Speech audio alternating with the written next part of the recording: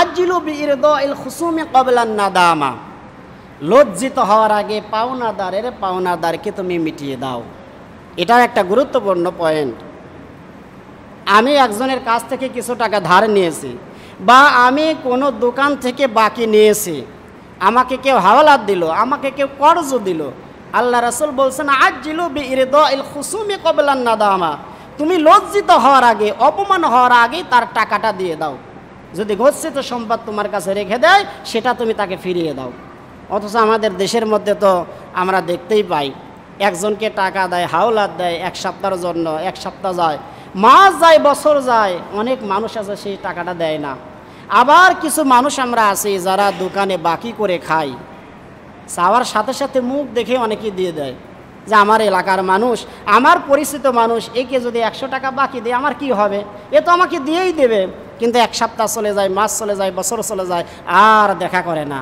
আল্লাহর কসম, আল্লাহর রাসূল বলছেন ইয়াগফিরুল্লাহু লিশাহিদ কুল্লা জামবিন ইল্লাদ দাইন, আল্লাহর রাস্তায় কোনো ব্যক্তি যদি শহীদ হয় তার জীবনের সমস্ত গুনাহ মাফ হয়ে যায়, ইল্লাদ দাইন, তবে পরের ঋণ কখনো মাফ হয় না।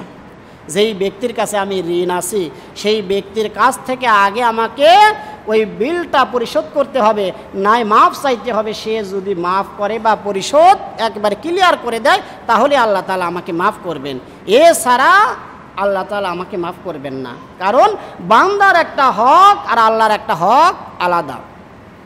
সারা জীবন নামাজ পড়ি নাই, সারা জীবন রোজা থাকি নাই, সারা জীবন জাকাত ফরজ হয়ে গেছিল, জাকাত দেই নাই, এরপরে হজ ফরজ হয়ে গেছে, হজ আদায় করিনি বা হজ পালন করিনি, আল্লাহ তাআলা মাফ করতে পারেন, এটা আল্লাহ তাআলার এখতিয়ার। কিন্তু আমি যদি কোনো বান্দার হককে নষ্ট করে দেই, ওই বান্দা যদি আমাকে মাফ না করে, তাহলে আল্লাহ তাআলাও আমাকে মাফ করবেন না। এই জন্য আল্লাহ রাসূল একেবারে 8 নম্বর পয়েন্টের মধ্যে এসে বলছেন আজিলু বিইরদাইল খুসুমি ক্বাবলান নাদামা, তুমি লজ্জিত হওয়ার আগেই তুমি পাওনাদারের পাওনাটা মিটিয়ে দাও। এজন্য আমরা যারা দোকানে বাকি করে খাই, এই বিষয়টা খুব খেয়াল করব, যে দোকানে বাকি আছে, সময় থাকতে নির্ধারিত সময়ে আমাকে লজ্জা দেওয়ার আগে, অপমান করার আগেই আমি তাকে দিয়ে দেব।